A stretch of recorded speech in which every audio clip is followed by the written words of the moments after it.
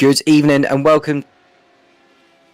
Good evening and welcome to the Radical SR8 Championship. Round 8 takes us to Road America in the United States here in Wisconsin. I'm Tom Kent in the commentary position. Alongside me is a man who knows how to drive these cars very, very well around tracks as glorious as Road America. It's a Mr. Jim Cunningham. Well, thanks for that. I don't know about the very well part. I do drive them. It's good to be here, though, and I love Road America. Brilliant. We are gearing up for the latest round of the season. Just 3 rounds to go. We've got Road America, Spa, and the historic configuration of Monza. We're into the final minutes of qualifying. Just running about 2.5 minutes to go with John Hudson, the fastest of them all. Let's begin with the championship standings over in the AMS. Stefan Melis leads the way only by a couple of points, though, over his nearest rival, Gert-Jan Polman, in second place. David Walters third on 140, so he's within the chase for the title there. Menno de Graaf in fourth on 120, 30 points off the top. Then it's Ben Undersdown in fifth, Damien Guy, Nick Marshall, Michael LeMay, Josiah Douglas, Peter Solis, and Anthony Hilton all scoring points so far. In the pros, we have got John Hudson leading by a comfortable margin, has to be said, at this stage of the season over Luke Maxwell, considering that the drop point scores have been applied. James Barry is third ahead of Mike Bousson, with Jamie Bird in fifth place. Then it's Josh Reed, Evan Bremer, Paul Crubb, Andrew Horswood, and Paul LeMay, who have scored points so far. Jim, we've got a couple of minutes to go. Let's have your say on what you've seen so far with John Hudson leading the championship as it is. It's looking increasingly comfortable. He's won 10 races this season out of 21. It's difficult to look past him, isn't it? Yeah, of course. He's just having another one of those John McCutcheon seasons. He's the Flying Scotsman. But I will say that Luke Maxwell has kind of made a little bit of a resurgence. I don't know that it's going to be enough in 3 races to catch him. Actually, yeah. So, sorry, the iRacing has frozen up again. I have no idea what's going on. I'm going to let you pick that up there while I try to get this back going again. Apologies for the technical difficulties for those who have tuned in on the live stream. But do get involved in the live chat if you have any questions or any answers you want to know about in relation to the series. We'll answer them in due course. But it's nice to see John Hudson leading away. He's got 10 victories this season. James Barry has won 4. Luke Maxwell's won 3. Jimmy Bird has won 2. Andrew Horswood and Mike Bousson have won a race each. In the AMS, well, it's a close contest at the moment between Stefan Melis and Gert-Jan Polman. But with David Walters closing in behind, it's looking like a 3-horse race to take the AMS honours. And we're just waiting for the technical difficulties to be resolved over at Jim's end. But yeah, we've got a lot of brilliant racing this evening. We've got 3 races. We've got a 15-minute race 1 where 20 points are applied for the race winner. Then it's 15 for second. It's a point difference for every position downwards. The top 5 at the end of race 1 get reversed for race number 2. That is 20 minutes long. The same point system applies. And at the end of race 2, the top 10 get reversed for race number 3. That will be 25 minutes long, with more points up for grabs there, with 25 for the win. So while we're waiting now for this to pop back up, I will chime back in on what you were talking about earlier, which is here we're gridding up here. So let's just go ahead with that, and there we go. Well, John Hudson on pole position ahead of Luke Maxwell. It's Evan Bremer and Mike Bousson on road 2. It's Michael LeMay and Ben Undersdown on road number 3. Josh Reed and Menno de Graaf on road 4, with Stefan Melis and Damien Guy rounding out the top 10. Nick Marshall and Jamie Bird round off the grid. Jamie Bird didn't get a lap time in, I don't believe, so he'll start at the back. But we'll see how he gets on throughout this evening as we wait for the likes of John Hudson, Mike Bousson to get on to they are the only ones we're waiting on now. And can John Hudson go for his 11th win of the season? You can see the livery, the gorgeous purple and silver livery that John Hudson tends to run normally. No James Barry this evening, though. He's not around for whatever reason. So he'll have to catch up next week when we go to Spa in 7 days' time. The driver's on the grid then, and the lights are about to illuminate. And we've got 1 light, 2, 3, 4, and 5. Lights are on. Lights are off very, very quickly here in Road America. And it's go. And a brilliant start from John Hudson. in the lead ahead of Luke Maxwell with Eva Bremer giving chase. Then it's Mike Buson in 4th place, making a move on Bremer before they get to the first right-hander as they go through right now. And it's Hudson who takes the early lead ahead of Maxwell. Buson getting out of shape slightly, but has gathered it all up. No such dramas at the start so far. I think we've lost a few drivers already. I think Nick Marshall and Stefan Millis have gone round already, those two. They've got some catching up to do. But it's John Hudson who leads ahead of Maxwell, Bremer and Buson. Yeah, it does look like Stefan Mellis and Marshall had an incident back there. We'll get back to that shortly. There we see Josh Reed going for a move on, well, looks like Michael LeMay. That's for 6th place. He's made the move stick. That's him through. And Hudson continuing to lead on. And as we look further back, there is Michael LeMay in a scrap with Mendes de Graaf through the left-hander of turn number 5. And then we see Jamie Bird in 10th place, making up a couple of positions so far. Make that up 3 now, because off goes Damien Gee, which is easy picking for Jamie Bird. Twice a race winner this season at Thruxton. And he build on that and go for another win here. Goes into the evening, does Jamie Bird. 4th place, I believe. I just mentioned on the in the Drivers' Championship in the pros. He is 5th, actually, behind Mike Buson. So my apologies for that. But either way, a good start for John Hudson, who is continuing to dominate proceedings. Luke Maxwell not giving up, though. No, I think they're all off to a nice single file, getting the tires warmed up, settled in. Yeah, boy, there's a lot of debris there all over the track already. That was interesting. Yeah. I don't know if that's just the leaves from the branches or whatever, but that could well explain it. Gert-Jan Polman's coming in saying hello to us all. Gert-Jan Polman's not around this evening, unfortunately. No. So that'll give an opportunity for Stefan Millis to stretch the gap, heading into the final couple of rounds in the race for the AMS. Well, speaking of that, let's see what he did to not help himself in that manner right here. Oh, let's pick up the speed, or we'll be here all day.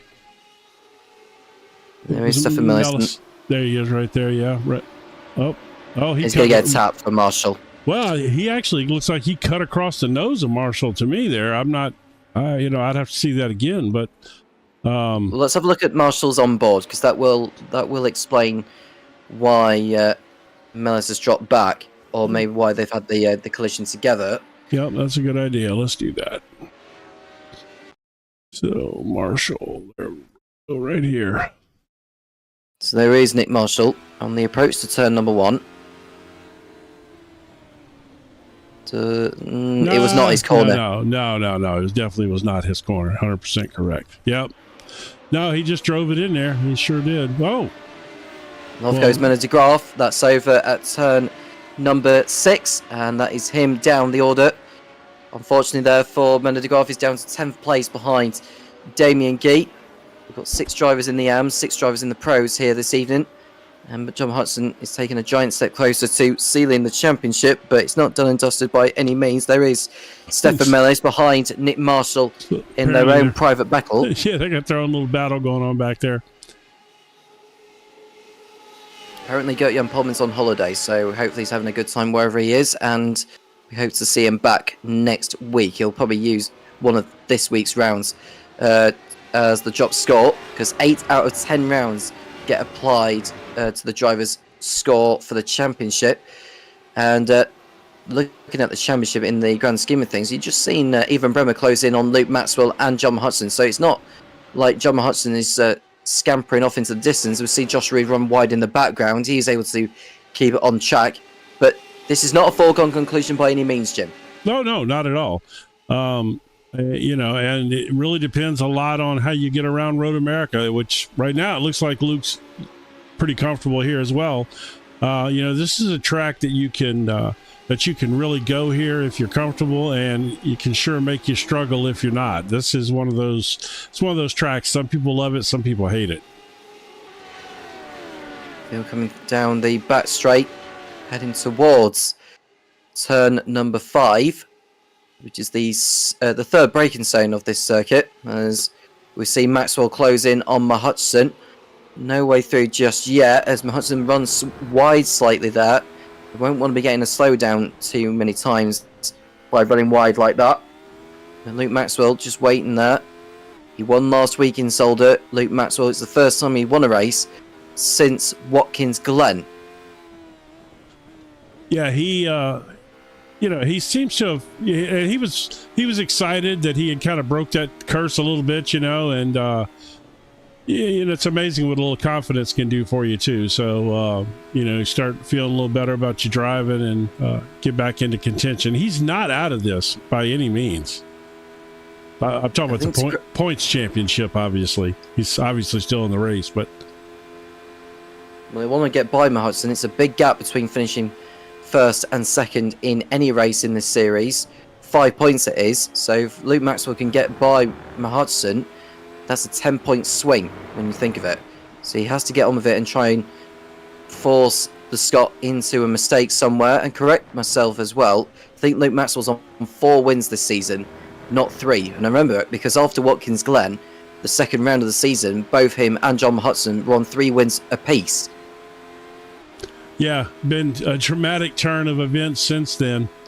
But like I said, he could change his fortune here today if he has a good run today, which he's sticking with McCutcheon there for sure. In Hudson fact, runs wide. Yeah, you start to see. I was going to say, you start to see McCutcheon running a little wide here and there. I think Luke's pushing him.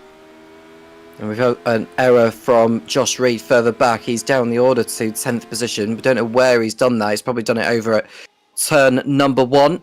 But Maxwell all over the back of Matt Hudson. Does he go for it into turn number 5? And he needs to think carefully where he does it, because he's got even Bremer snapping at his heels.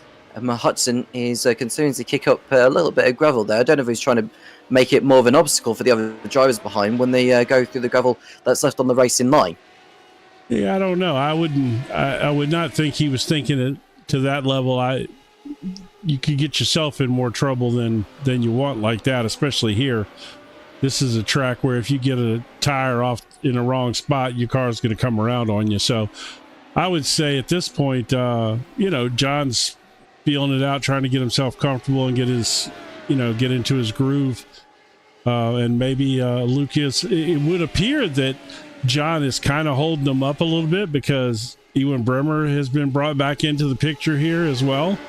You can't ever say that McCutcheon's holding up this crew, but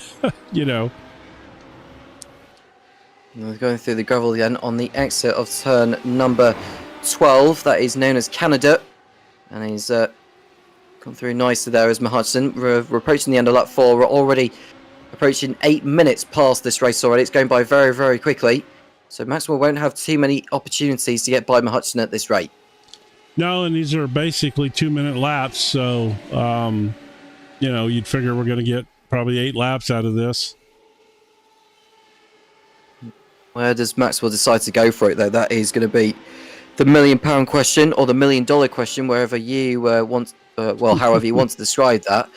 But coming out of the right-hander of turn 3 through the Morian sweep they come. Still no way through yet. I think Maxwell got out of shape slightly on the exit of that right-hander, which won't help the cause of his. And he is staying in touch in the slipstream, and it's like Hudson's just carrying this long queue of cars down this back straight towards turn 5. No way through just yet. Well, again, I think don't push it. He's waiting. He's hoping that maybe John will make an unforced error and he can get that spot without having to really push to get it and put his car in danger. It is definitely a slipstream here, a little freight train going for sure. Out of turn 8 they come. They've got the carousel next, which is a very fast sweeping right-hander before the back straight, which is known as Kettle Bottoms. Or that you've got the kink first and then Kettle Bottoms and then the braking zone of Canada. And you can just see how hard Maxwell is pushing out of that. Wants to remain in the slipstream as they go through the kink, and now Kettle Bottoms they come. Does he go for it into the right-hander of Canada? We'll see soon enough. Is he close enough to going for it? I don't know whether he's waiting for the last lap. I don't know if he's just using the sort of esports method where he decides to wait until the final lap to really make his move. Well, I mean, again, you don't want to move too early on somebody like John because he can he'll come back on you, so but also I think he's just being smart right now, and he's hoping that John will make a mistake. it's has been a little battle going on towards the back there with Damon Gee and Stefan Mellis, but every time I want to go to cut to it, these cars up here are less than 0.2 of a second apart. I can't pull myself away from these three. There's been an incident involving Jamie Bird and Josh Reed, I think, unless Josh Reed is suffering some connection issues. Well,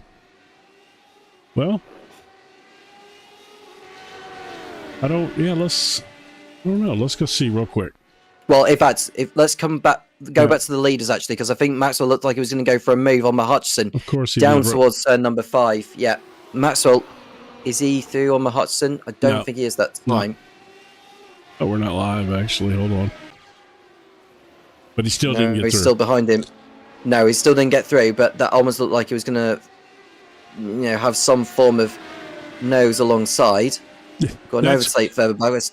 That's why I don't want to cut away, because as soon as you go look at something else, that's what's going to happen. So I'm just going to stay here while these guys are battling like this. It's too good not to.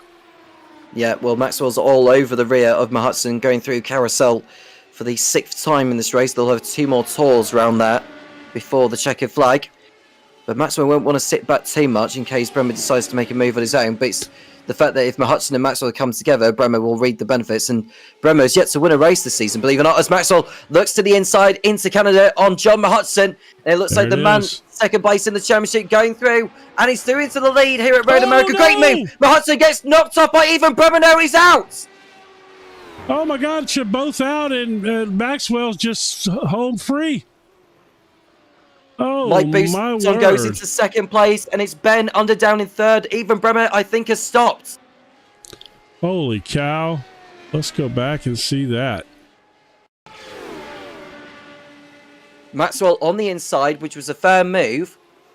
Hudson was offline as Maxwell got past. As he applied the throttle, wheel spin kicked in, and Bremer had nowhere to go. Yeah, one more see if we can see what it looks like from up here real quick. An important move and an even better scenario for Luke Maxwell, with Hudson ended up in the wall.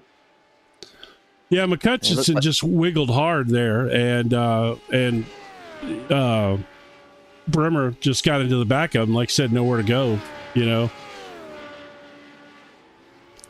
A brilliant scenario for Luke Maxwell in the lead with a couple of laps remaining ahead of Mike Boost, and it's Ben Underdown in 3rd place, the highest of the Yams, ahead of Michael LeMay and Mena de Graaf. Nick Marshall has also stopped on track. He's in the pit lane, actually, is Nick Marshall, as Bird goes past Reed for 6th position.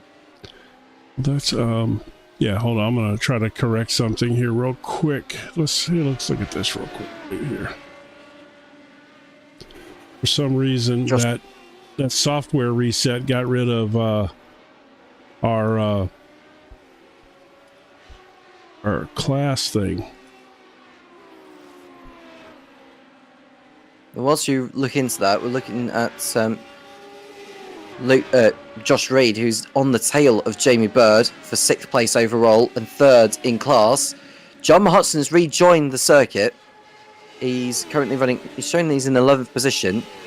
But I think he'll go past Nick Marshall, who I think might have rejoined the circuit as well.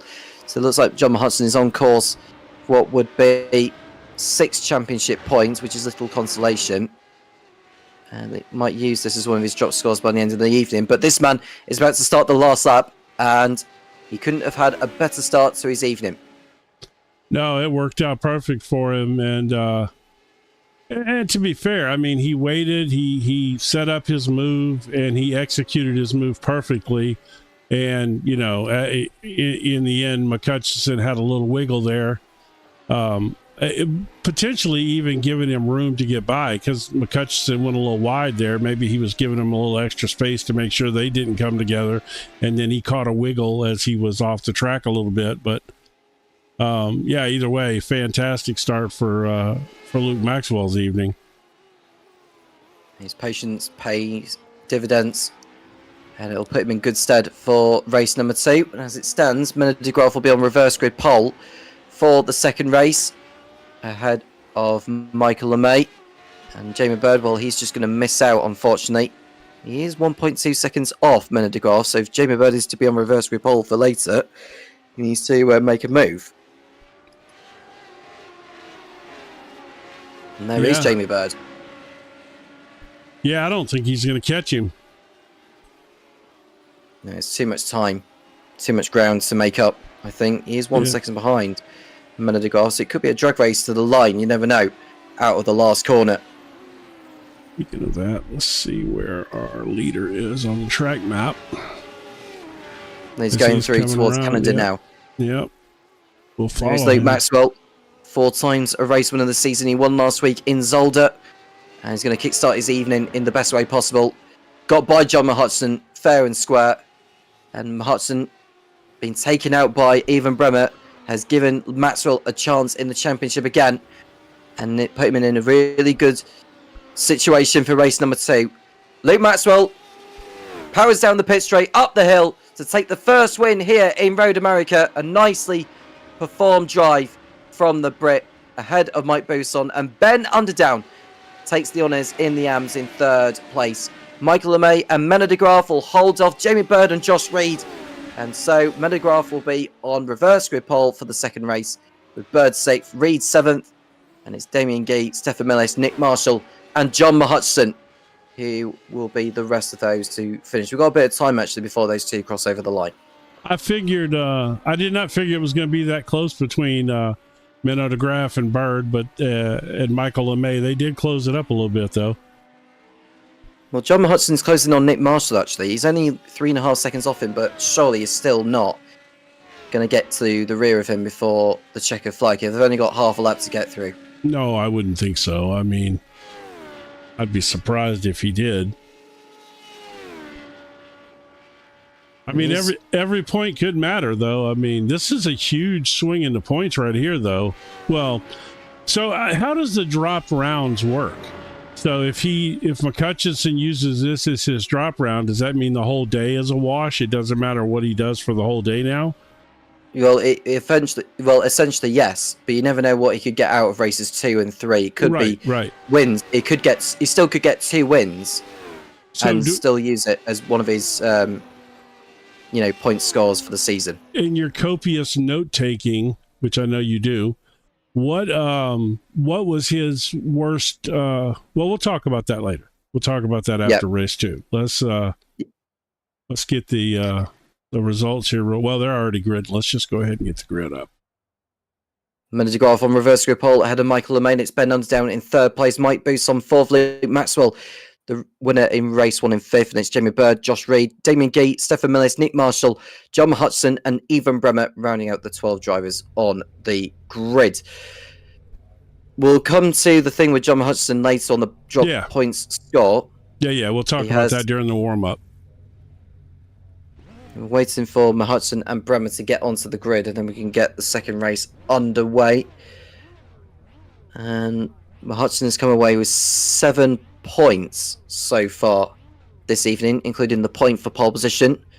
So he could still get 20 points for the win here and 25 for race 3. And he could come away with 52 points, which I believe would still improve his score. But more on that later. The 5 lights are coming on now. 1, 2, 3, 4, and 5. Lights are on.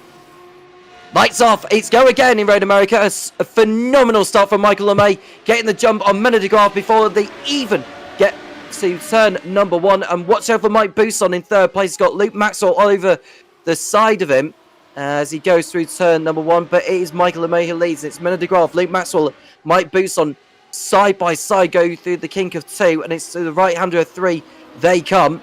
Maxwell is ahead of Bousson coming out of there. So it's LeMay, de Graaf, Maxwell, Bousson, and Underdown your top 5. Yeah, Michael LeMay looked like a drag racer the way he got off the line there. He got that car to hook up nicely. But Maxwell's off to a good start as well, so. Coming through turn number 5, and it's Bousson all over the rear of Maxwell. And no one going for a spin. All 12 drivers circulating round. And then we see Jamie Bird now on the rear of Bousson. Hudson's made up 2 places already. He's ahead of Damien Gee, and he's ahead of Nick Marshall. Even Bremer is ahead of Nick Marshall now in P11. And Hudson going through on Millis before they get to turn number 8. Yeah, I think Maxwell can be so intimidating. This is not a dig on anyone by any means, but I think some people just kind of, slide over and kind of get out of the way a little bit just to, look at them running off track back there. All of them. Almost all of them. Yeah, they were all running wide there. He's so intimidating. I think that some people just like, well, I don't want to ruin his race or mine. I'm just going to kind of, let him ease on by. It's a 20-minute race. It's likely to be a 10-lap event, this one. But as we see, LeMay and Menna de Graaf sprint towards the line to end lap 1 in the lead. But watch out for Luke Maxwell, because he's likely to come past these two. And if he gets past these two, then he's got a buffer between himself and the other pro drivers behind. And most importantly, John Hudson, it's vitally important that Luke Maxwell wins this race to keep his hopes in the championship alive. Yes, but you can believe when this is all said and done, short of some incident occurring, McCutcheon is going to be up there towards the front. Which explains why it's important for Maxwell to get by Menna de Graaf as soon as he can. De Graaf is aware that he's alongside. Through goes Luke Maxwell before they get to the braking zone of turn 5. Michael LeMay is the next driver ahead, but you could just see Menna de Graaf fighting back on the inside. Maxwell wants to break it out. LeMay goes off. LeMay is off at turn 5, and that hands the lead over to Menna de Graaf. Yep, and Luke Maxwell gets a place out of that as well. Oh, here comes Busan. Busan alongside, but it's Maxwell have the inside line for turn 7. He goes back through. But Menna de Graaf is actually stretching out the margin with all of this happening. Yes. Well, he needs to. That's well executed on his part, Out of carousel they come. Menna de Graaf ahead of Maxwell and Bird. Busan in 4th place. And it's Josh Reed and Ben Underdown aiming for 2 wins for the AMS, or in the AMS, after his race 1 victory within the category. But now we see Bird and Busan. Bird getting ahead of Busan on this lap. But Busan is not having any of it and is going to go through on the inside into Canada, as what Maxwell did to Hudson in race 1. Yep, that's a perfect passing zone on this track, obviously, and well known for it. And McCutcheon has gotten another spot. He just got by Underdown, and he is creeping up rapidly on the rear end of Josh Reed here.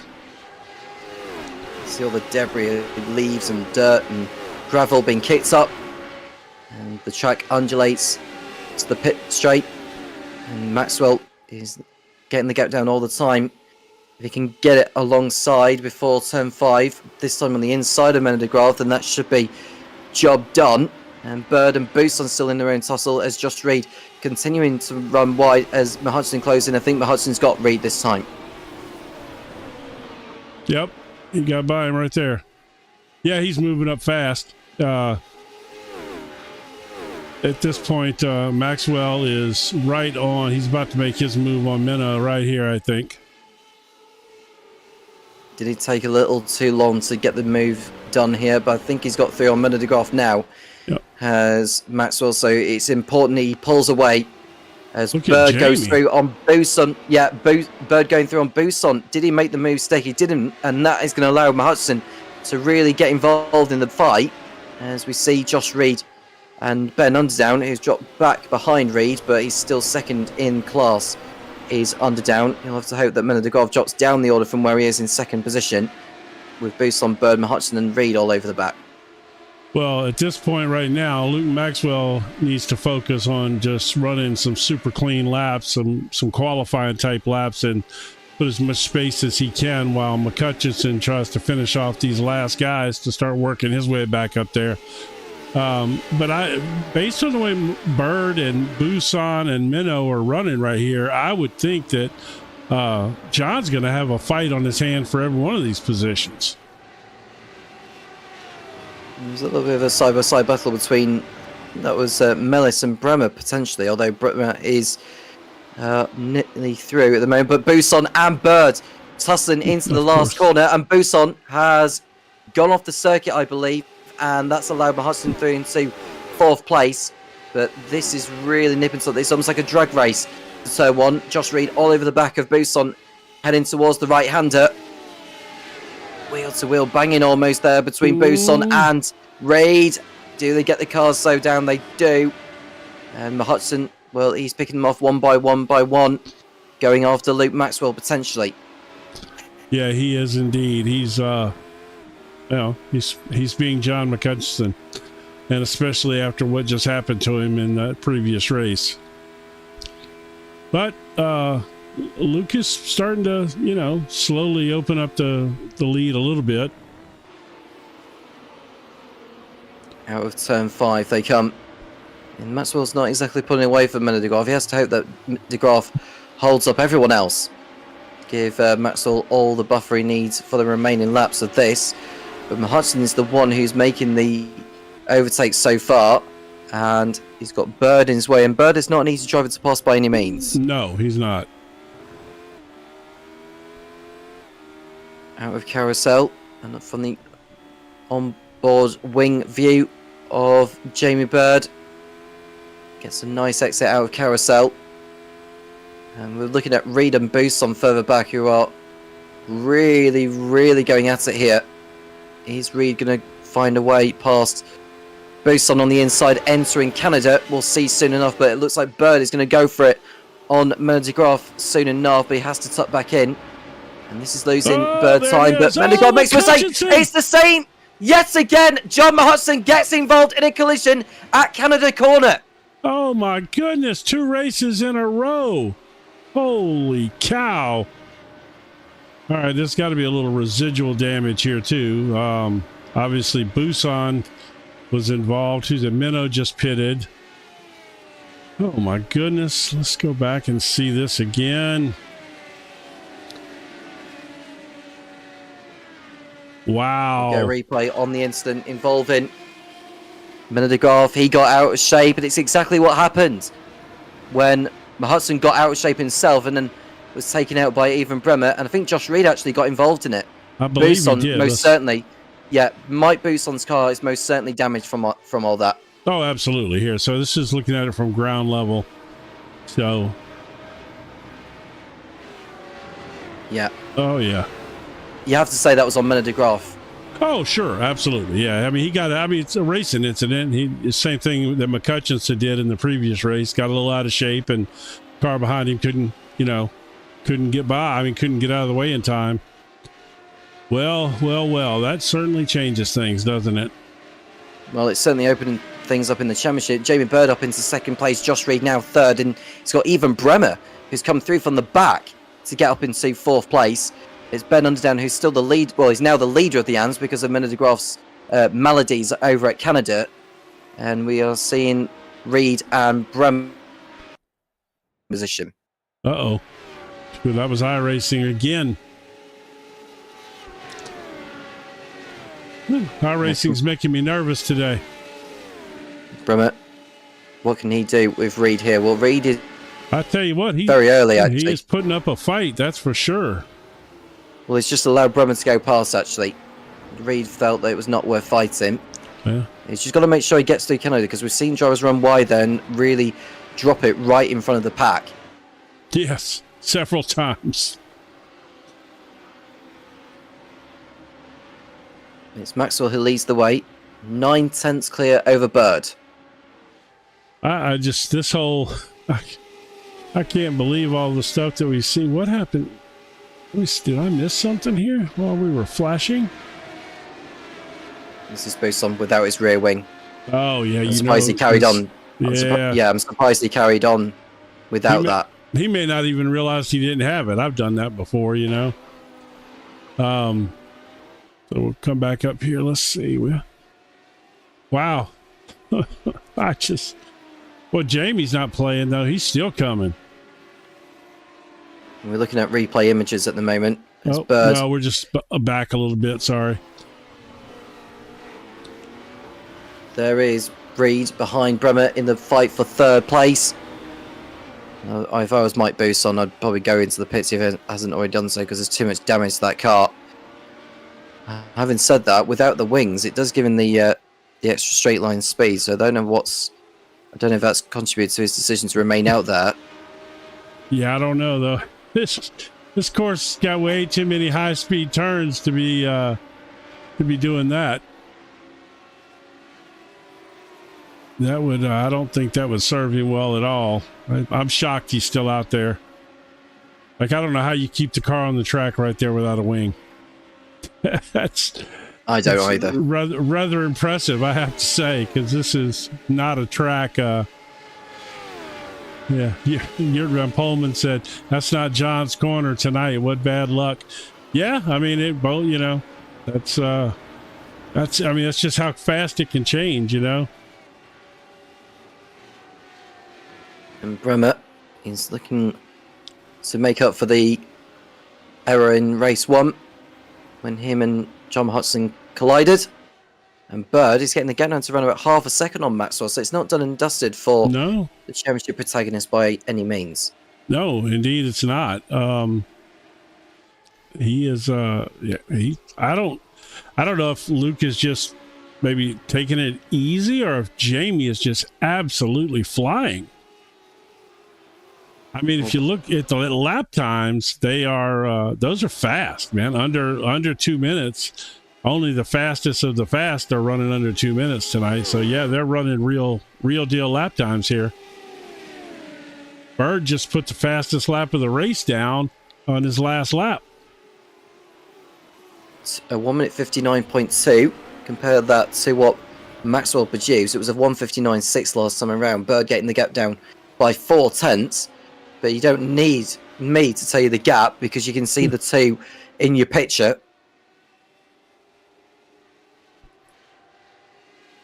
And there we see top two. Maxwell, 4 times a race winner this season. Bird, twice a winner that we saw in Thruxton a couple of weeks ago. Well, he had a fantastic night there in Thruxton. One of his home circuits as well. Having a pretty good run right here. He is flying. He is all over the rear as he gets to Maxwell, approaching Canada. Now, if he does go for a move next time around at this corner, let's just hope they actually get through there clean and sound. Otherwise, that's going to open the door for even Bremer or even Josh Reed to take victory, neither of which have won a race so far this season. Maxwell didn't go through the last corner very well, though, did he? Oh, no, he's out of shape. Yeah, and the rear end stepped out. Yeah, this might be a passing attempt right here. We'll see. I think Bird, if I was him, I'd go for it. I would go for it if I was Jamie Bird. Pulls out the slipstream alongside. And we are going to see another change of lead. Jamie Bird takes the lead in race 2 in Road America. 3 laps away from his 3rd win of the season, unless Maxwell can fight back from here. Well, that was awesome. You know, nothing against Luke, but man, Jamie's on a roll right now. Now it's going to be really interesting to see what Luke does here. It was contributed by the fact that Maxwell got out of shape out of the last turn, and that was too easy for Bird to turn the opportunity down to go through. Ben Underdown is still the leader in the AMs ahead of Stefan Millis and Michael LeMay. So it looks like he's going to be picking up another AM victory this evening, like he has done so many times, actually. It's just a shame that he's not exactly in the championship fight like Stefan Millis and Gert-Jan Polman are. Yes, indeed. And, of course, Jörg Van Polman is watching us from holiday right now, so he's not improving his standings any. Whoa, I thought Luke got out of shape there a little bit, but he just got a tire off. Jamie Bird ran wide on the XF8 as well. I meant Bird. Sorry. Out of Carousel, right on board with Maxwell. He feels that there's still a win in the offing for him here. I think if I was Maxwell, if you know you're not going to win this, don't throw away what you are potentially going to be getting. Oh, agreed. But I mean, at this point, again, we're going to discuss it during the warm-up, but at this point, I don't see how this is not a throwaway night for John. You know, at this point, this has got to be his drop round. 2 finishes at the very back of the field. You know, I mean, I would say this is almost guaranteed to be one of his rounds now. So, but yes, I don't think Luke by any means is is giving up on first place. I think he's settled in there, letting his tires cool down a little bit and just biding his time, just waiting. He is going through the right-hander of turn 1 as Bird one's wide again. And that's Maxwell into the slipstream of the man in the black liveried car. Maxwell in the white. And we've got Bremer and Reed Holy in their own cow. squabble for third place. Bremer is flying. He just put down a 1:59.34 on his last lap. Followed closely behind with Josh Reed at a 1:59.50. Both of them are moving. And they're moving fast, these two, as Reed, well, it won't be carrying on that kind of pace if he carries on, if he continues to run wide like that. Real quick, I'm not going to stay back here long with those two up front because at any point in time something could happen. But I did want to stop back here. I saw this battle was heating up a little bit, and they haven't got much time on the broadcast tonight because everything's been happening right at the front. Oh, Mellis running wide, and that's him. Oh, I thought he was going to go off there, but thankfully he got off the throttle to make sure he got out of turn 8 fine. But we'll go back to the leaders, actually, because the gap is coming down more and more and more. There is Maxwell. Does he go for it on Jamie Bird into Canada? I think We're going to see soon enough. Round the outside, does he maybe do a dummy? Not that time around. Not that time around for Luke Maxwell. Bird holds on for now. I think he was waiting to see if he was going to get a strong reaction out of Jamie. And if he did, he was going to try to cross him over or something. But, yeah, it sure looked like he was going to make a run at him. You're right. It's coming, though. We got, boy, this is going to be close. Are we going to get another lap, or is this going to be our last one? It'll be the last one. They've gone over the line. You can see the white flag being waved by the marshal on the pit straight. And Luke Maxwell, well, if he's going to go for it, he either needs to do it at turn 5 or over at Canada. Yeah, short of Jamie making a mistake somewhere for sure. It's not over yet. Maxwell needs to catch Jamie Bird by surprise. Are we going to see Maxwell take a second win in a row? Or is Jamie Bird going to return to winning ways after his double victory in Thruxton? I don't think Maxwell's going to go for it here, though. I think he's going to wait until the last realistic overtaking spot at Canada. Yeah, he clearly took a nice wide line there to get a good runoff and just hold his momentum up so he can stay close so that he has that opportunity at Canada. And you're going to see him he stayed on the track well here, and he's going to, I'm sure, here as well. Going to get a nice, clean run. As Jamie's doing a great job there right now, though, of not even coming close to making a mistake. Listen to him. He didn't get turn 8 exactly correct. He's gone through carousel fine, but has he built enough of a buffer, or is Maxwell going to do enough as they go through the kink again? He's probably too far at this time, but he has to really go for it if he wants to win here. Luke Maxwell, does he go for it on the inside? Bird defends the line. He makes Maxwell go to the outside. Bird defends well. No, that was beautifully done by Jamie Bird. Yep, that was perfect. Jamie did a great job right there. He's going to get this victory, and he earned it for sure right there. He passed Maxwell and was able to hold him off, and what a fantastic win for Jamie right there. Jamie Bird takes his third win of the season here in Road America in the second of tonight, holding off Luke Maxwell to the end. Even Bremer finishes on the podium, and Josh Reed in 4th place. Ben Underdown the winner in the AMS, ahead of Stefan Mellis and Michael LeMay. And it's Damien Gee in 8th position, and Mike Bousson, without that rear wing, crawls over the line in 9th spot. We've got Nick Marshall, Menno de Graaf, and John Hodgson, who's closing down on him, actually, but I think he's going to run out of time to make his move. I have to say, man, Mike Bousson running those laps without the last, half of that race, or almost half that race without a rear wing is pretty impressive. I'd have wrecked that car 5 times.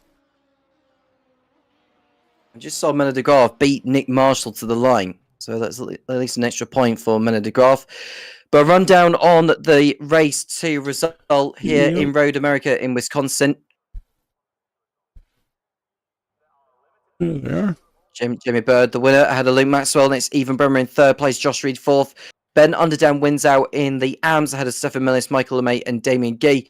Mike Boost on ninth with his wounded car. And it's Minna DeGraaf, Nick Marshall, and John Mahutchison rounding out the finishes there. 5 championship points for John Mahutchison on top of the 7 he'd already achieved this evening.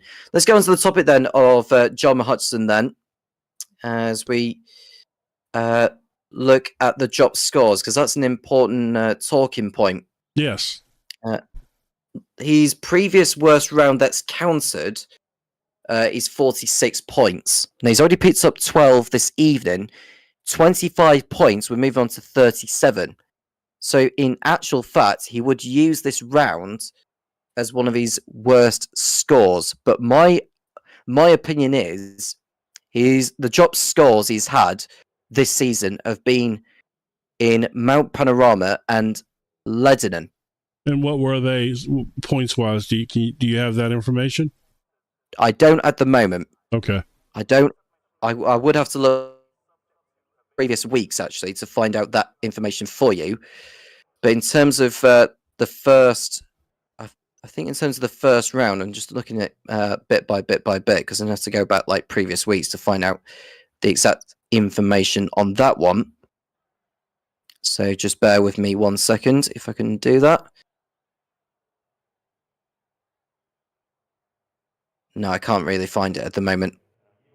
Well, let me see here.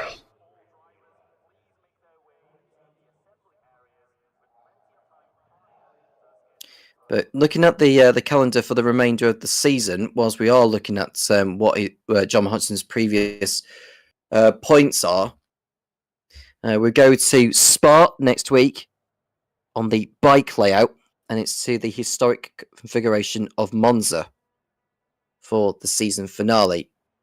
With Maxwell's form so far this evening, the championship could well end up being decided over at Monza.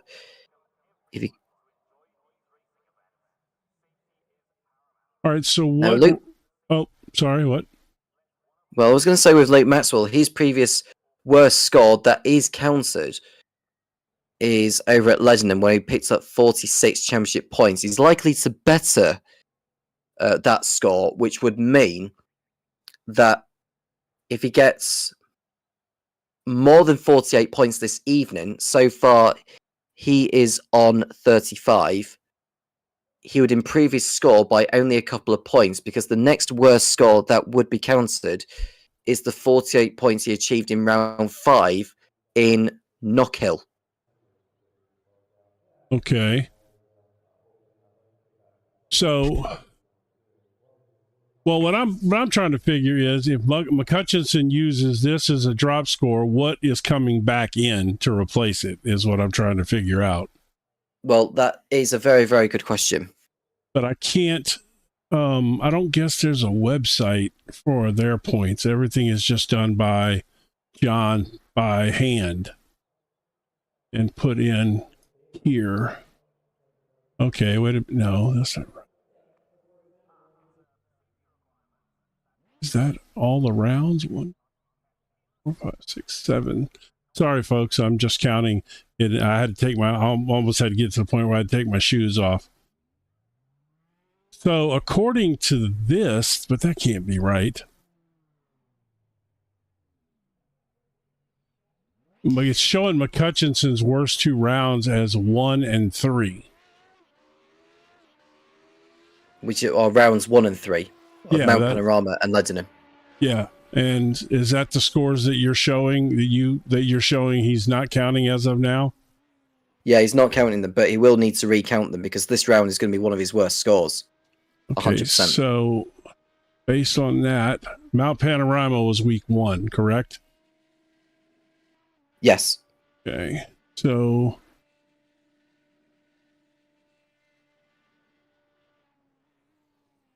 well, we're coming towards the end of the warm-up session. Here we are, and we'll be in for race number 3. And who is starting on reverse grid pole? That will be Madde de Graaf, thanks to him getting past Nick Marshall over the line. Well, that was a big pass, wasn't it? It was a very important one. And I'm hoping they can actually lead off the line, because you have seen times where drivers don't bother starting away from the reverse grid pole because they fear they could end up involved in some form of mayhem at turn 1. But let's say that's not the case with Men of the Graph this time around. I don't think they'll do it, in all honesty. The warm-up session is done, and we'll go to race 3 for the grid here. Men of the Graph on pole with Mike Boost on alongside. It's Damien Gee and Michael LeMay on row 2. Stefan Millis and Ben Underdown on row 3 ahead of Josh Reed and Ethan Bremer, Luke Maxwell and Jamie Bird running out the top 10. Nick Marshall and John Hudson once again starting from the back of the grid. Yeah, John has just had, well, at this point, I don't, like I said, I don't believe that he's going to recover this tonight, no matter what happens here in this race. But he could certainly push, Maxwell further back by finishing ahead of him, which would help his cause some. The lights are coming on now, though, for the final time tonight. Men of the Graph on pole and Mike Boost on. 2, 3, 4, and 5 lights are on. Lights off, it's go again in Road America, and Mike Boost on, unsurprisingly, blasting off the line from second place, getting the jump on Men of the Graph, as we watch Stefan Mellis go through on Damien Gee before they get to turn 1. But Mike Bousson from second place is off to a flyer here in Road America. Man, did he get off to a flyer. Holy cow. Mellis got a nice start too. He did. Up 2 positions from 5th to 3rd. Luke Maxwell up from 9th to 6th. And John Hudson up 2 places from 12th to 10th. Yeah, Luke did what he needed to do there. Now he's just got to start working his way forward. Down the hill they come to turn 5. You can see John's back there weaving around. He's making moves. He is. And Josh Reed going through. Oh, That's Jamie Bird. That was right in front of McCutcheon too, I think. And Stefan Mellis has gone round as well. Oh, yeah. Turn 8. Oh, he's had it coming together. That's Ben Underdown. Ben Underdown's front bumper has come off. Or the bonnet's come off Ben Underdown's car. Well, Maxwell is up to 3rd already. Yeah, on a charge. There's a gap now he's got to make up. And McCutcheon is up to 7th. And he's got 4 right in front of him as he's putting Josh Reed to the woodshed pretty quick, and it's going to be Damon Gee. I can't imagine he's going to put up much of a fight here since he was half off the track there. Yeah, and Hudson's going to go past him easily here, providing he doesn't make any mistakes here. Well, Damien Gee is allowed Josh Reed to go through. People. Yeah. And Nick Marshall's dropped down the order. He's had an error of his own. Might see a few pit stops happening. Well, I don't think Bird sustained any damage. It was just a spin from his part. But he's back up into 10th place already before lap 1 is out. Yeah, he is. And he's, he just passed Underdown, who's, I believe, in the pits. And Mellis. As we look at the timing tower, Mike Bousson leads. It's Men of the Graph in 2nd place, and it's Luke Maxwell in 3rd, Ethan Bremer 4th, and it's John Hudson in 5th place. Up from the back of the grid, Josh Reed in 6th, Damien Gee, Michael LeMay, Jamie Bird, Stefan Millis, Nick Marshall. The rest of those still going. Ben Underdown with damage, and Mike Bousson, we hoping that he can maintain it all the way through. If we can just get the timing tower up, please, Jim, so that the audience can see who is where. Thank you very much. But it's Bousson who leads by a second. Yeah, I was so caught up in the action here. I got excited. Man, Bremer is all over Maxwell here. At this point, you know what? I wonder if Maxwell is kind of holding Bremer back a little bit, trying to get McCutcheon so he can fight with McCutcheon. He's done a super job to get up into 3rd place, Maxwell. I'm amazed he's been able to avoid all the carnage on that opening lap. But now it's a job to go after Men of the Graph and get by him and get onto the rear of Mike Bousson as soon as possible. But John Hudson's going for that same goal. Whatever happens, this will be one of his worst scores of the season. Yes. Which won't be applied to his final championship total. But we'll see soon enough which of the 2 previous worst scores will go back in. Yeah, I was really struggling to find that information. I would love to know that. I'd have to go back on previous streams, actually. to find that information for you. So I'll do the best I can whilst we are watching the action here in Road America. It's still so far so good for Mike Buson, doing no wrong. I suppose that's the advantage of finishing down in 9th position and getting the jump on one of the AMs.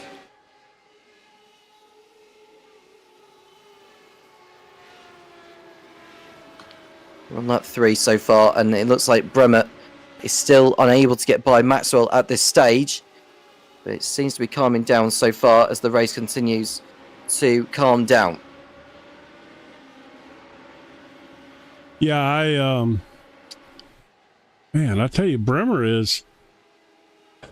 I'm trying to figure out if Luke is holding back a little bit to try to, feed Bremer to McCutcheon, because he's really, Luke's putting down good laps. I mean, McCutcheon just threw up a complete flyer at a 1:59.37. Well, I can tell you in Mount Panorama, John Hudson finished 15th in race 1. Yeah. That's 2 championship points. In race 2, he had 1. That's 15 championship points. Did he take pole position though for race 1? I'm just having a look to see. No, it was James Barry who was on pole, so he got that point. And in race 3,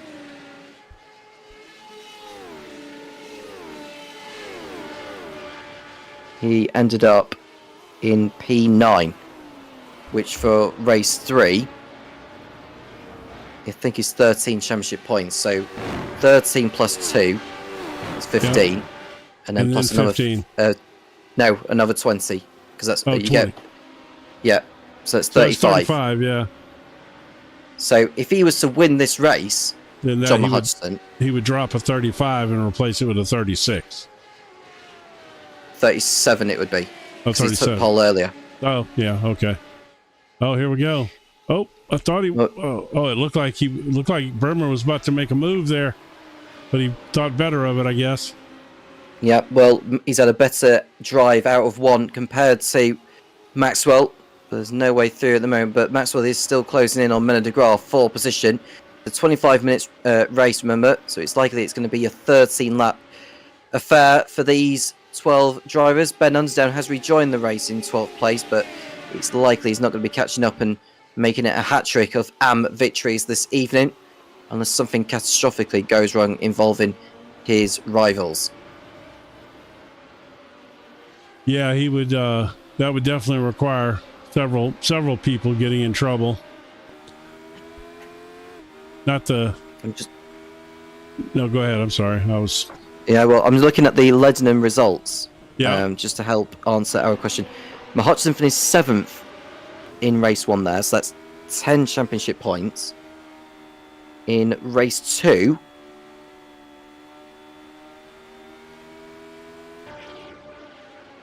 just bear with me 1 second whilst we were seeing the action involving de Graaf and Maxwell going through. Hudson finished in P5, which is 12 championship points. So what did I say there? Oh, I'm sorry. I was trying to keep up with the action. I thought you do the math. I went 7th. You said, I believe. So 7 gets you 10, 12. That's 22, and in race 3 with a slightly different points. This is such a battle here. He finished 4th in race 3, which is that's a pretty good night. 18 championship points. So 18 plus 22, that's 40. There you go. Bremer stuck his nose out there again, but didn't go for it. Man, this is crazy. Go ahead. Sorry. Like I say, whatever happens, this will be one of his worst scores of the season, one of the 2 worst scores for John Hudson. Yes.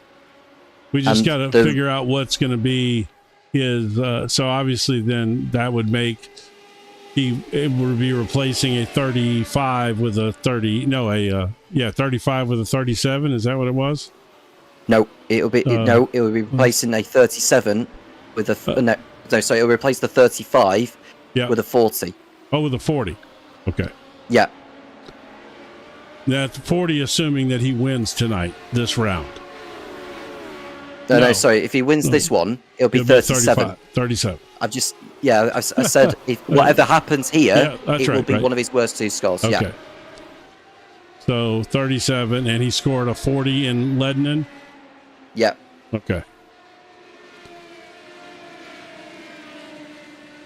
So he essentially gains 5 points there. 3 points. Yeah. So he'll still improve his score, but he could also stop Maxwell from basically winning if he can help the situation. But Maxwell's going through on De Graaf almost, and that attempt almost backfired him. But they are closing on Buson, believe it or not. Yeah, the whole pack is closing, but there's nobody pulling away. Luke, if he wants to maximize his night tonight, he absolutely needs to get by Menno de Graaf, and now. He's got to go for it, but I'm not sure going to the inside there is the best way to go about it. He needs to go to the outside and have a complete car's length ahead before they get to turn 1. Which he will and he's not been able to do that. Oh. But he's got through. Yeah. He must have backed out of it and let him go on through. And Bremer's gone through as well on De Graaf for 3rd place. And soon enough, it'll be Hudson following suit. Well, to be fair, none of this is Menno de Graaf's fight. And the last thing he needs to do is get involved in something here and cost himself a fantastic, finish in this race, winning the AMs, Whilst we've been discussing about Hudson's points, we could work out Maxwell's, because that could be significant, because he's already picked up a win and a 2nd place, which is 35 championship points already. If he was to come away, let's just say the race win here, he would get 60 championship points. Okay, and just so you know, his drop rounds are week 4 and week 6. Yes, but if he was to improve, if he was to get 60 championship points, which is what he would get if he wins this, that would discount the score of, I suppose it would improve by a number of points actually, so it would, I don't know.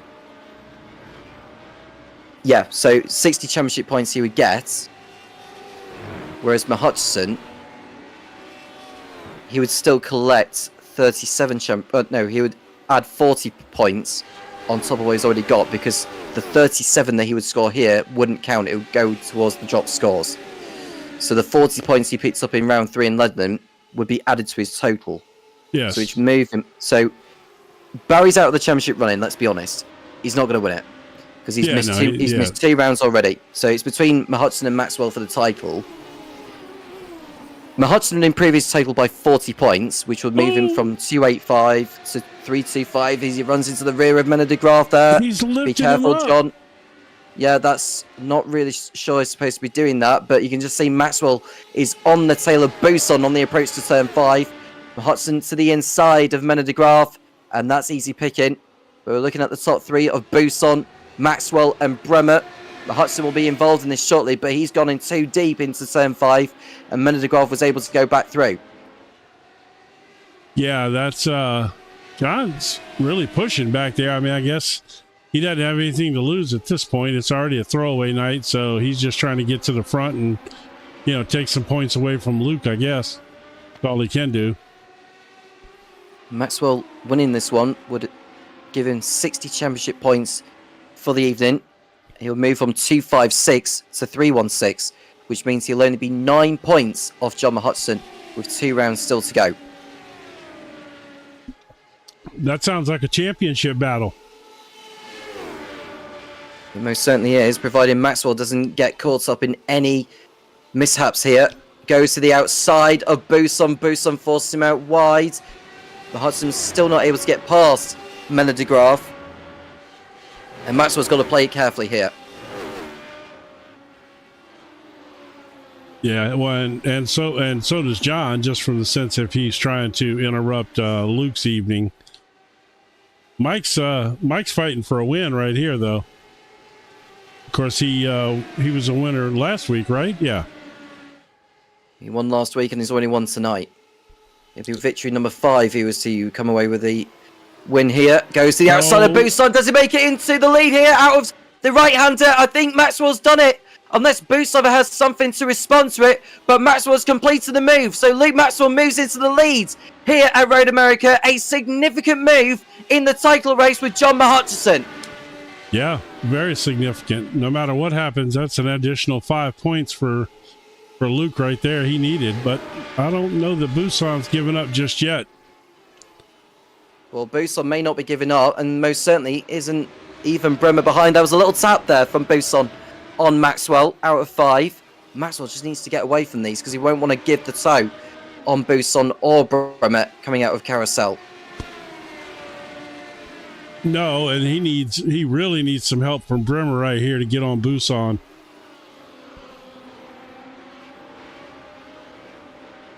Hudson still on the rear, already been in the wars tonight. As John Hudson, it's been an evening to forget for once. And seeing Busan and Bremer, and you can just see Maxwell pulling away nicely there. He got good drive coming out of the carousel. Well, you know, I mean, Busan and Maxwell are, you know, they drive for the same team. At some point in time, Busan's got to say, you know, I can't run him that hard and cost him these championship points if we happen to get into an incident. I mean, you know, it's all fun to run hard and everything, but if your teammate's trying to win a championship, you got to at least look out for him a little bit. Coming out of the last corner they come. And even Bremer running in 3rd position. It looks like he's going to go for it on Busan. He's too close to think that he's not going to go for it. And he's dropped back a little bit. Is he going to look to the inside by the time they get to turn number 1? There goes. Even Bremer pulls out a little bit, but Busan breaks later than the Dutchman and holds on for the time being. We're on lap number 9. It's likely to be a 13-lap race, so 5 laps to go here. Yeah, boy, I tell you what, we have had some action-packed racing tonight up front. Usually, you know, we usually get one guy who kind of separates himself away or whatever, but not tonight. Bremer on the inside of Busan, but again, it's Busan who breaks later. Busan runs wide as a consequence. You can just see the top 4 nose to tail, but John Hudson nearly running into Bremer as Bremer lifted off the throttle to avoid running into Busan. So it's almost like a domino effect here when you look at it. Yeah, it's definitely a Constantine effect for sure. Yeah, they're all so close. Anybody makes a wiggle, which is of course what bit John earlier. Both times, both ways. He had the wiggle, and then somebody else wiggled. I mean, may only be 12 cars tonight, but it's certainly put on a show actually here in Road America. I mean, honestly, it could have been 4 cars each race because we practically focused on the front 4 all night because it's been like this in every race. Which is good to see and a good advertisement for the Radical SR8 Championship. If you are enjoying the action, do make sure you subscribe to JP Broadcasting. You can keep right up to date with all the action that's been streamed on the channel. Or more importantly than that, we got a couple of rounds to go. Get yourself over here, join this league, and get ready to race with these guys next season. Be wonderful if you could join. And John Hudson, who's the man who has put this all together, he's the man to get in touch with about joining the league itself. 4 laps remaining, and Maxwell, as much as he's in the lead, well, it's far from comfortable at the moment. Yeah, again, I would hope that he has some level of comfort that that's his teammate back there. You know, and his teammate's going to do everything he can to help him out, but you know, sometimes that kind of stuff doesn't really matter. What can Bremer do with Busan? Well, he can't do anything about Busan because Busan's focused his attention more on Maxwell, who runs wide a little at turn 5. nose to tail the top four. You can't take your eyes off it. No, you can't. There's you know, I mean, there's a little other action going on, but how can you pull away from this? At any point in time, we could have any one of these cars pass a couple of cars. You never know. Jamie Bird is on the rear of Menna de Graaf shortly.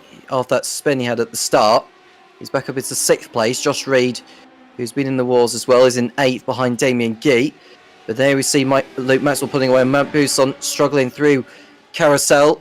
Is Bremer and Hudson going to find a way through here as they go through the kink?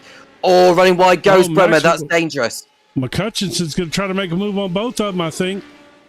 Yeah, up the inside goes Mahutson on both Bremer and Buson entering Canada corner. It has claimed him twice this evening, but he's got through this time around. Goes Mahutson, and round goes Bremer. Yeah, Bremer went around there. And here comes McCutcheon. Yeah, he ran wide through the penultimate corner, did Mahutson. Let's see here. I want to go back and, well, not yet. Well, let's see. Give him a second here and see how this shakes out. I don't think Buson's done with him just yet. No, I wouldn't be at all surprised if Buson goes for it here, in all honesty. He's going for it now. Here's the Brit as he looks to get past, but no, he's having to sit behind John Hudson. Just reading the pits, though. McCutcheon's stepping out again. Oh, yeah, he got out. Yeah, getting out of shape out of one. John Hudson. Buson giving a slight nudge there. I don't know if there's a little bit of friendliness there between the red line drivers, but Buson, well, he won't want to run into John Hudson. Having said that, whatever happens, as I've mentioned before, this will be one of John Hudson's drop scores. Yeah, so, you know, again, the only thing he can do now is pass Luke and disrupt him from a few points. It's not done just yet. I want to go back real quick before we get too far removed from that and see McCutcheon's pass on both of them there. So he just set it up nicely. He just eased it down on the inside there and then flat drove it in on Buson. Yeah, he cleverly boxed Bremer in as well to make sure that Bremer wasn't going to get alongside Buson. Yep. That gave Hudson the open door to head through on Buson. And Bremer, well, he just got out of shape by himself as he applied the throttle on the exit of Canada. But he's back down. He's in 6th place at the moment behind Jamie Bird. As Menna de Graaf, well, he's got Jamie Bird for company. He's looking to get by, head back up into 4th place. So we got 2 laps to go, right? Is it going to be 2? Yeah, after this one. Oh, 2 more. Okay. So, all right. I mean, he certainly can get there, but, you know, I mean, that was a nice little, you know, break for Luke there, enough to kind of give him a little gap. Jamie Bird on the rear of Menna de Graaf for 4th place. That's closer compared to the Hudson-Buson battle. Bird on the outside of de Graaf entering turn 1. I think Bird is going to head through before the braking zone. Yeah, Geert Van Poelman. Yeah, you're right. They are all 3 on the same team. I was so focused on Buson running running Luke hard. I didn't realize, that McCutcheon's also on the same team. So, yeah, I guess they're just up there having fun at this point. What can Buson do with Hudson entering turn 5? Well, it's been as close as it has been. I think Buson just wants to protect Hudson, but I don't think he knows that Hudson is not going to be improving his score on the basis of this round, but it will be the Leadenham points that will improve his score. So it's that sort of season, really, when you think of it. Yeah, but again, if he could catch Luke and pass him, he would improve his overall position by 5 points, because it'll cost Luke 5 points tonight. So in that sense, that's the only way at this point he can help himself tonight. Stefan Mellis overtaking Damien Geet. That's for 3rd place in the AMS. But Mellis will be improving his score and pull further away from Gert-Jan Poelman and David Walters, who neither have turned up this evening. Well, can't blame Poelman. I can't blame him. He's on holiday somewhere. Speaking of that, I won't be here next week either, because I'm going to be on holiday. Well, I'm sure whoever is around will be able to help with the broadcast side of things. So It'll be James, I'm pretty sure. Yeah, it'll probably be JP, I reckon. And Damien Gate has ended up in the pit lane. I wonder what's happened to him as Luke Maxwell begins the last lap of the race. Looks like he had an off track. He was overtaken by Stefan Millis not too long ago, and then he's had a moment by himself.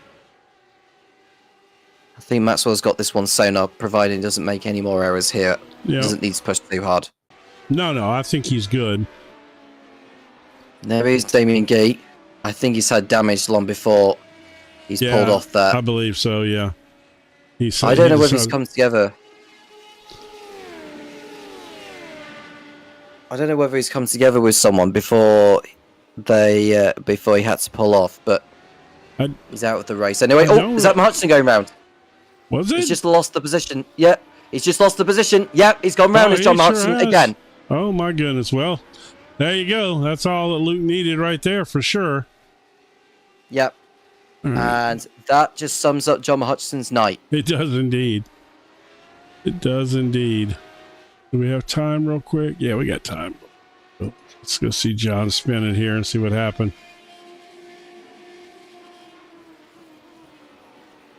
He gets out on the curb. It's a strange one, that. He probably got on the gas a little hard. He doesn't run much wing, so it doesn't take much there.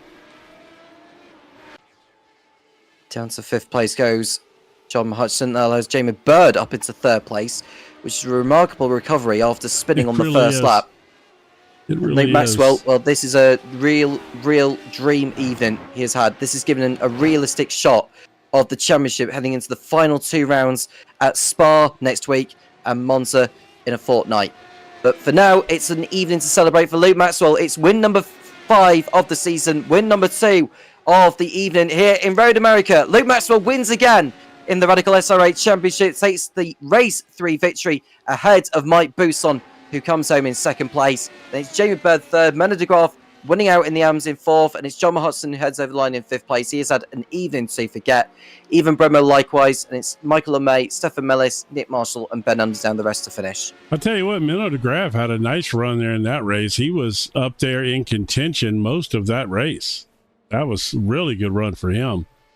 It was a good effort for Menno de Graaf getting up there in 4th place. It'll help improve his points total. There is Ben Underdown, who won the first 2 in the AMS, but it's going to be 5th this time in race 3, but at least he does get some points. The championship points standings will be updated by John Hudson in due course. Yeah, it'll be, he usually does it, I think, the same evening, but. And there's our final finisher of the evening, I believe. See, we should get some. There we go. A rundown on the race 3 result. Luke Maxwell wins for the 2nd time tonight ahead of Mike Bousson. It's Jamie Bird 3rd, Menno de Graaf in 4th, John Hudson 5th, Eva Bremer 6th, and it's Michael LeMay, Stefan Millis, Nick Marshall, and Ben Underdown. The rest to finish the race. Damien Gee retired, as did Josh Reed. And the championship gap coming down to 9 points by our calculations.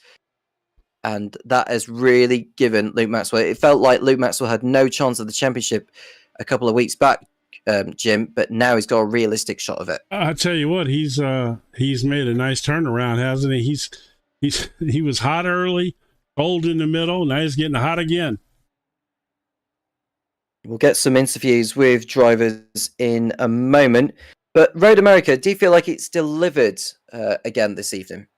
Yeah, this is, I mean, certainly not from McCutcheon in a sense that, it didn't work out well for him, but we haven't had a race all year where we've had 3 or 4 cars battling up for the lead for the entire race like we did tonight. I would say, and passing. It wasn't like they were just drafting. We were getting passes in those packs too. So, I say it delivered 100%.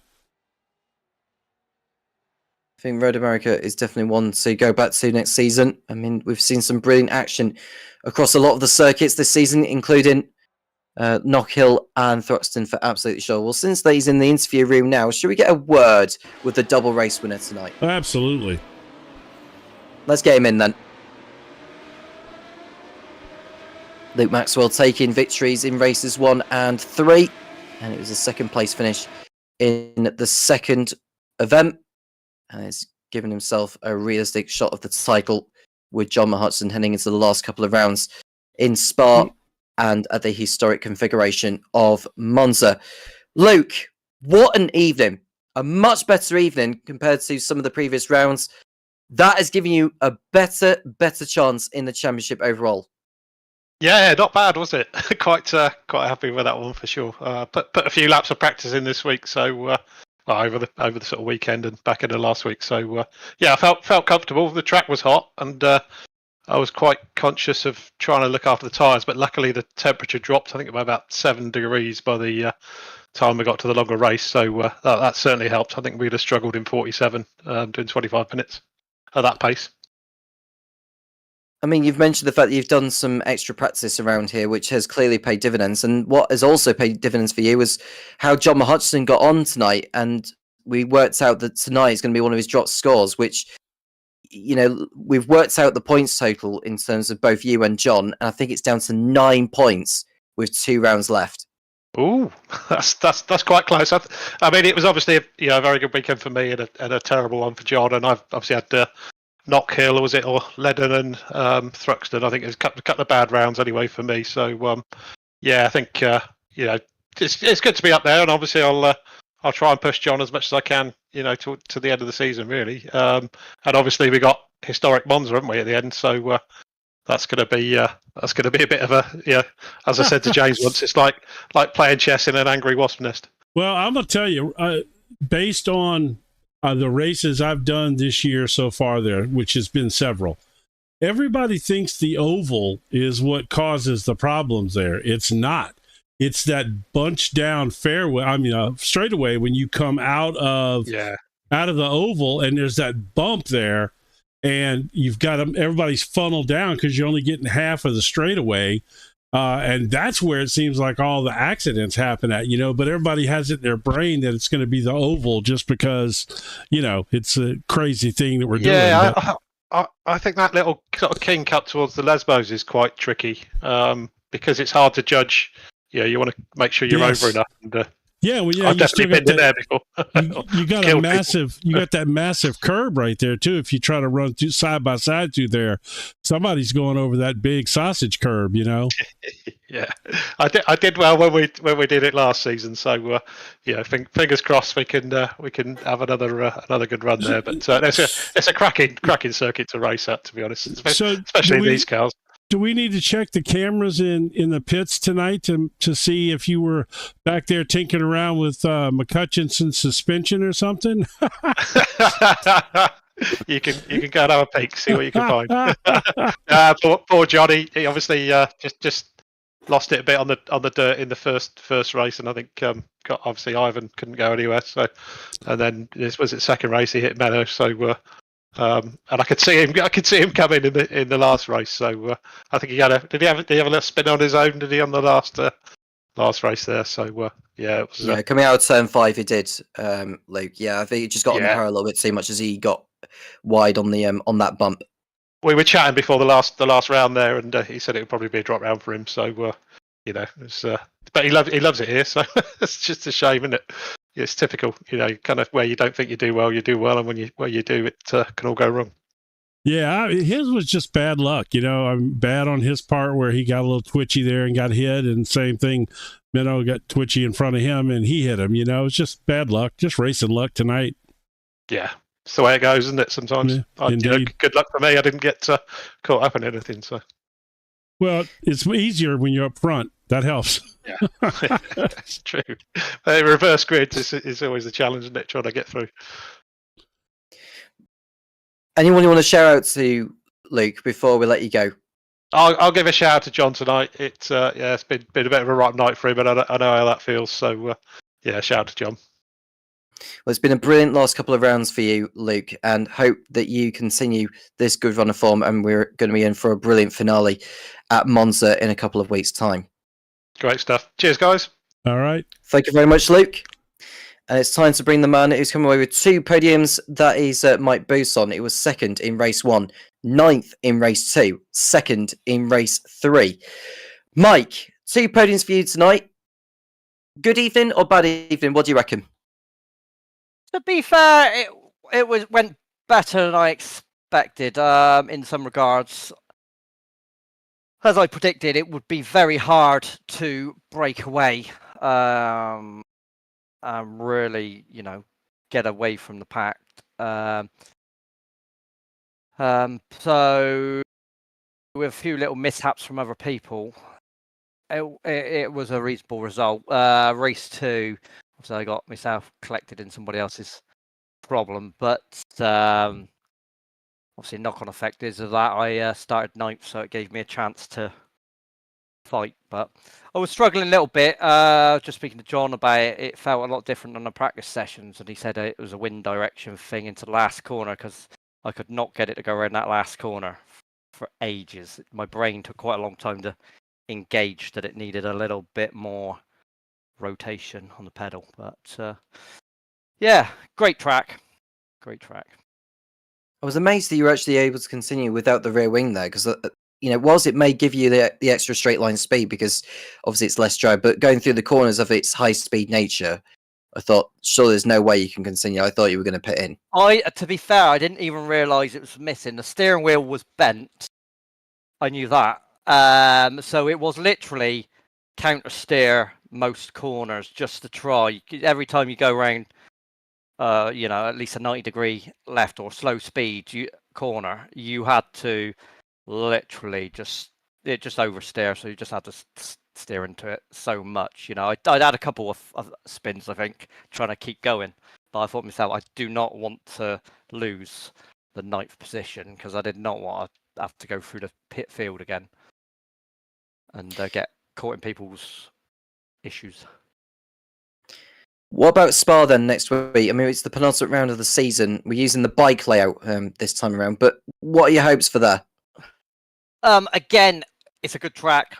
Love the track. Very, like a lot of people though, very knowledgeable on it.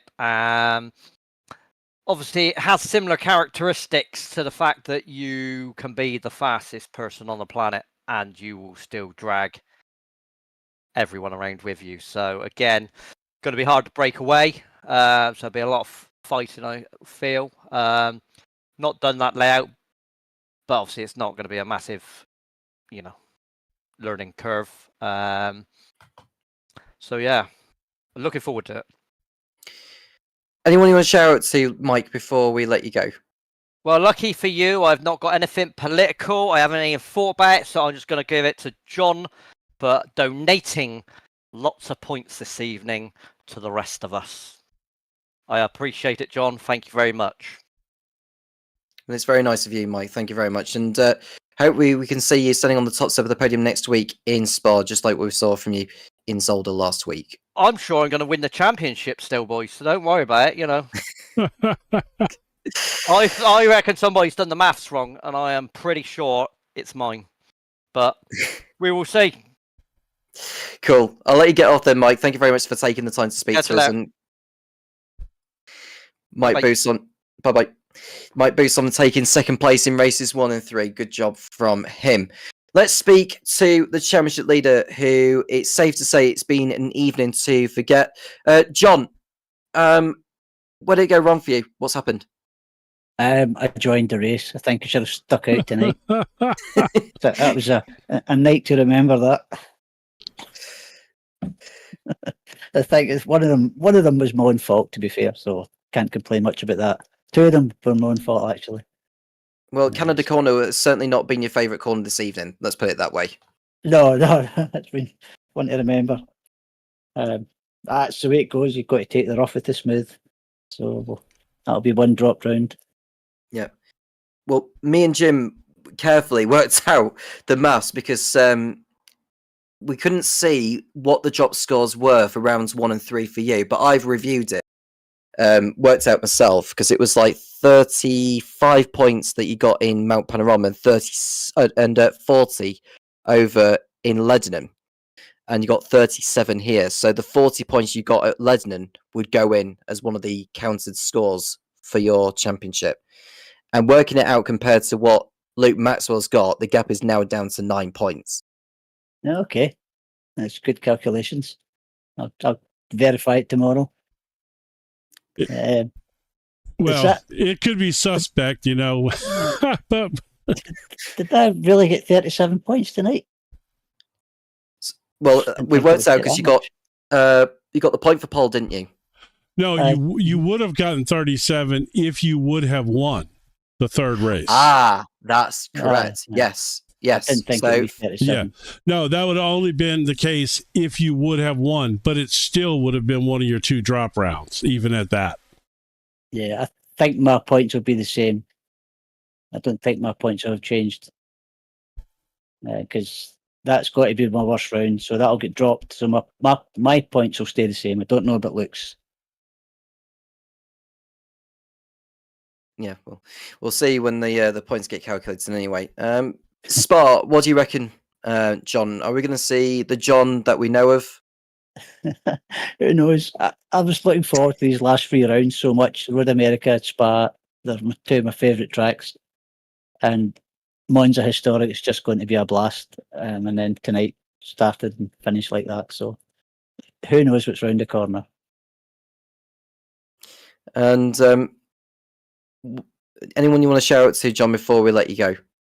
Well, I hope my friends aren't watching tonight because they'll be really disappointed in me. Yeah, I'd imagine they would. They They will would be. be. They will be. So a shout out to you guys for the great job you do every week. Thank you very much. And we well, for your appreciate it. information, I think Jim said that he's not here next week either. But I think it could well be JP in the commentary position alongside me. Oh, that'll be fun. Yep. And then, Exciting. then I'll be back for the final. Good to hear, Jim. Love to hear it, mate. All right, buddy. Okay, take care, guys. Yep, you too. Thank you very much, John. Thanks, boys. That was John Mahutson speaking to us and coming away with not a very good score, unfortunately. Well, that 5th place finish in race 3 will have given him, I think it was 17 championship points on top of the 12 he got. So he'd have only come away with 29 points in total, his worst score of the season. Well, that's shaped things up nicely in the championship, Jim, with 2 rounds still to go. Your final thoughts on this evening? Good, great racing up front. I mean, you could easily argue that was the best up front racing we've had all season. Every race had some excitement. Not that I wish anything bad on John, but his troubles ended up making the whole thing even that much more exciting because it brought the championship race back together again, which is great for the remainder of the season. So yeah, overall, a good evening, except for from John's eyes, of course. Thank you very much, Jim. And thank you to everyone that's been tuning in this evening. Do make sure you like and subscribe to JP Broadcasting and keep right up to date with all the racing that's been streamed on this channel. I'm going to end it there. Thank you very much to everyone that's watched. And Jim, we'll see you in a couple of weeks when you are back. But the Radical SR8 Championship will return in a week's time at Spa. I'm Tom Cairns, he's Jim Cunningham, and we'll speak to you again soon when the Radical SR8 Championship returns.